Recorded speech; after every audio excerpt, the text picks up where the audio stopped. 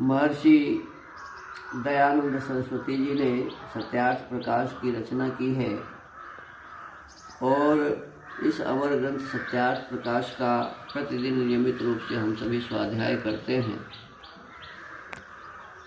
अभी इस सत्यार्थ प्रकाश के चौथे समोल्लास का हम सभी स्वाध्याय कर रहे हैं। पिछले दिनों बताया गया कि जब हम सभी पठन पाठन कर लें तो पढ़ाई लिखाई करने के पश्चात एक संस्कार होना चाहिए जिसका नाम है समावर्तन। हम अब गृहस्थ में जाने के योग्य हो गए हैं और गृहस्थ में जाने से पूर्व और हम सब ने शिक्षा ग्रहण किया है, तो शिक्षा ग्रहण करने के पश्चात ये विशेष रूप से इस समावर्तन संस्कार का विधान है। और इसमें कहा गया कि जब यथावत ब्रह्मचर्य आचार्यानुकूल वर्तकर धर्म से चारों, 3 व 2 अथवा एक वेद को सांगोपांग पढ़ के जिसका ब्रह्मचर्य खंडित न हुआ हो, वह पुरुष व स्त्री गृहाश्रम में प्रवेश करे। तो गृहस्थ आश्रम में प्रवेश करने का जो विधान है वो है समावर्तन संस्कार। आगे कहा कि जो स्वधर्म अर्थात यथावत आचार्य और शिष्य का धर्म है, उससे युक्त पिता, जनक व अध्यापक से ब्रह्मदाय अर्थात विद्यारूप भाग का ग्रहण और माला का धारण करने वाला अपने पलंग पर बैठे हुए आचार्य का प्रथम गोदान से सत्कार करे।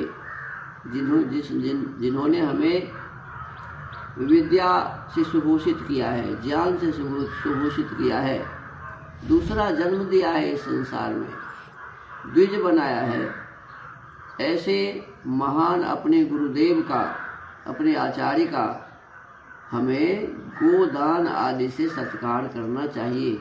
जो भी हमारे पास पदार्थ है उससे उन्हें सत्कारित करके फिर हम गृहस्थ जीवन में प्रवेश करेंगे, फिर हम समावर्तन संस्कार करेंगे। तो वैसे लक्षण युक्त विद्यार्थी को भी कन्या का पिता गोदान से सत्कृत करे। और जब विवाह हो तो जो कन्या के पिता हैं उनको आदेश है कि वो भी अपने दामाद को गो आदि दान से सत्कृत करें, उन्हें भी सत्कार पूर्वक अपने पुत्री को उन्हें प्रदान करें। आगे कहा है गुरुनानुमतः स्नात्वा समावितो यथाविधि उद्वहेत द्विजो भार्यां सवर्णां लक्षणान्विताम्। ये मनु महाराज का श्लोक है। कहते हैं कि गुरु की आज्ञा ले स्नान कर गुरुकुल से अनुक्रम पूर्वक आके ब्राह्मण, क्षत्रिय, वैश्य अपने वर्णानुकूल सुंदर लक्षण युक्त कन्या से विवाह करें। यहाँ एक विशेष बात यह है, इसमें कहा गया कि ब्राह्मण ब्राह्मणी से विवाह करे, क्षत्रिय क्षत्रिया से विवाह करे, वैश्य वैश्या से विवाह करे। माने जिस वर्ण के हम हैं हम उसी वर्ण में विवाह करें और जिस स्त्री पुरुष का विवाह हो वह सुंदर लक्षण से युक्त हो। तो इस प्रकार से अन्य वर्णों में विवाह करने का इसमें निषेध है। इसका कारण ये है कि जैसे ब्राह्मण की योग्यता जिस प्रकार की है उस प्रकार की योग्यता क्षत्रिय की नहीं होती। जिस प्रकार की योग्यता क्षत्रिय की है उस प्रकार की योग्यता वैश्य की नहीं होती। तो इस प्रकार से योग्यता के अनुसार विवाह करने का इसमें विधान बताया गया है। आगे कहा है असपिंडा च या मातु रसगोत्रा च या पितु सा प्रशस्ता द्विजानी तीनां दार कर्मणि मैथुने।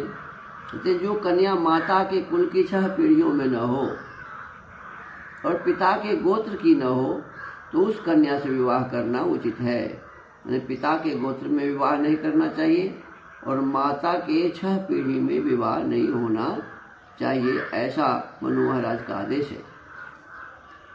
कि क्यों ऐसा है, तो आगे कहते हैं सतत ब्राह्मण का उदाहरण दिया है कि परोक्ष प्रिया एव ही देवा प्रत्यक्ष द्विषः।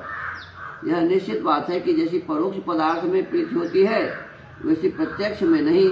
जैसे किसी ने मिश्री के गुण सुने हो और खाई न हो तो उसका मन उसी में लगा रहता है। जैसे किसी परोक्ष वस्तु की प्रशंसा सुनकर मिलने की उत्कट इच्छा होती है, वैसे ही दूरस्थ अर्थात जो अपने गोत्र व माता के कुल में निकट संबंध की न हो उसी कन्या से वर का विवाह होना चाहिए। विशेष रूप से इसमें बताया गया कि दूर देश में विवाह करने के सबसे मुख्य लाभ यह है कि परोक्ष विषय में लोगों की प्रीति अधिक होती है और जो प्रत्यक्ष है उसमें अधिक प्रीति नहीं होती। अब यहाँ कुछ लाभ और दोष गिनाते हैं। कहते हैं निकट और दूर विवाह करने में क्या गुण है और क्या दोष है। तो कहते हैं जो बालक बाल्यावस्था से निकट रहते हैं, परस्पर क्रीड़ा लड़ाई और प्रेम करते, एक दूसरे के गुण दोष स्वभाव बाल्यावस्था के विपरीत आचरण जानते और नंगे भी एक दूसरे को देखते हैं, उनका परस्पर विवाह होने से प्रेम कभी नहीं हो सकता। जो एक दूसरे के गुण और अवगुण को जानते हैं तो समय समय पर वो कह देंगे कि भाई तुम्हारे भीतर तो ये दुर्गुण है, तुम्हारे भीतर तो ये दुर्गुण है, तुम्हारे भीतर तो ये कमियां हैं। तो एक दूसरे के कमियों को जानते रहते हैं, एक दूसरे के विषय वस्तु को समझते रहते हैं, तो इसीलिए एक दूसरे में स्नेह और प्रेम कम हो जाता है। इसलिए कहते हैं कि नज़दीक माने बिल्कुल अपने गोत्र आदि में विवाह इसीलिए नहीं करना चाहिए। दूसरा बात बताते हैं, जैसे पानी में पानी मिलने से विलक्षण गुण नहीं होता। जैसे एक गोत्र और दूसरा गोत्र का मतलब बताते हैं कि जैसे एक पानी है और पानी में फिर पानी मिला दो तो पानी की विशेषता नहीं बढ़ेगी। इसे पानी में पानी मिलने से विलक्षण गुण नहीं होता, वैसे एक गोत्र पितृ व मातृकुल में विवाह होने में धातुओं के अदल बदल नहीं होने से उन्नति नहीं होती। यानी जब एक ही गोत्र में विवाह हो जाते हैं तो उसके गोत्र का जब बदलाव नहीं होता है तो कहते हैं उसमें किसी प्रकार की उन्नति संभव नहीं है। तीसरी बात बताते हैं जैसे दूध में मिश्री व सुंठियादि औषधियों के योग होने से उत्तमता होती है, वैसे ही भिन्न गोत्र मातृ पितृ कुल से पृथक वर्तमान स्त्री पुरुषों का विवाह होना उत्तम है। कहते हैं जैसे दूध में हम सुंठी मिलाते हैं, सोंठ मिलाते हैं, दूध में मिश्री मिलाते हैं तो वह पीने में अच्छा लगने लगता है, उसका गुण बढ़ जाता है। तो दूसरे गोत्र आदि में विवाह करने से आने वाले जो संतान होते हैं वो संतान अच्छे होते हैं, उसमें विशेष गुण बढ़ जाते हैं। चौथा, जैसे एक देश में रोगी हो वह दूसरे देश में वायु और खान पान के बदलने से रोग रहित होता है, वैसे ही दूर देशस्थों के विवाह होने में उत्तमता है। जब कोई बीमार हो जाता है तो बीमार व्यक्ति को कहा जाता है कि भाई यहाँ से दूसरे स्थान पर इसे ले जाइए जहाँ का वायुमंडल शुद्ध है। तो एक स्थान से दूसरे स्थान जाने में जिस प्रकार से रोग दूर होते हैं, अनेक प्रकार से रोगियों को लाभ मिलता है, इसी प्रकार से एक दूसरे के गोत्र में विवाह करने से हमें भी अनेक प्रकार की उत्तम विषय वस्तु का लाभ मिलता है।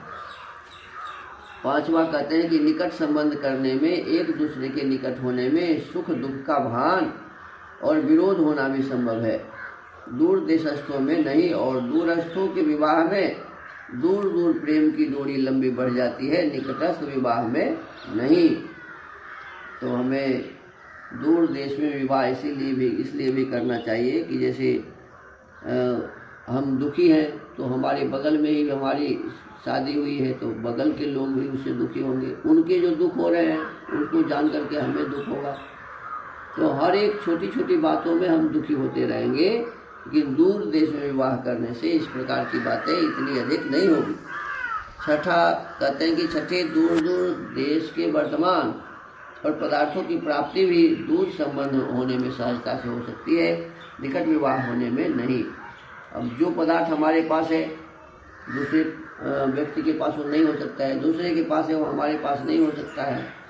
तो अनेक प्रकार के विशेष विषय वस्तुओं को प्राप्त करने के लिए भी दूर देश में विवाह करना उचित है। तो फिर कहते हैं निकट विवाह होने में दुहिता दुर्हिता दूरे हिता भवति थी। ये निरुक्त का वचन है। कहा कि बेटी दूर ही रहे। कन्या का नाम दुहिता इस कारण से है कि इसका विवाह दूर देश में होने से हितकारी होता है, निकट रहने में नहीं। 7वें, कन्या के पितृकुल में दारिद्र्य होने का भी संभव है, क्योंकि जब जब कन्या पितृकुल में आवेगी तब तब इसको कुछ न कुछ देना ही होगा। बेटी जब जब आती है तो कुछ देना चाहिए, ये नियम है।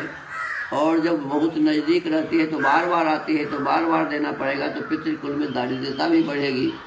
तो इसीलिए दूर देश में विवाह करने से समय समय पर ही आएंगे।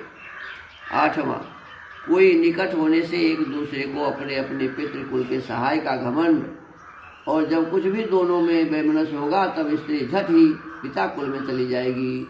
जैसे ही पति पत्नी में थोड़ा सा विवाद में हुआ और भाग के अपने घर चली जाएगी, माँ के घर।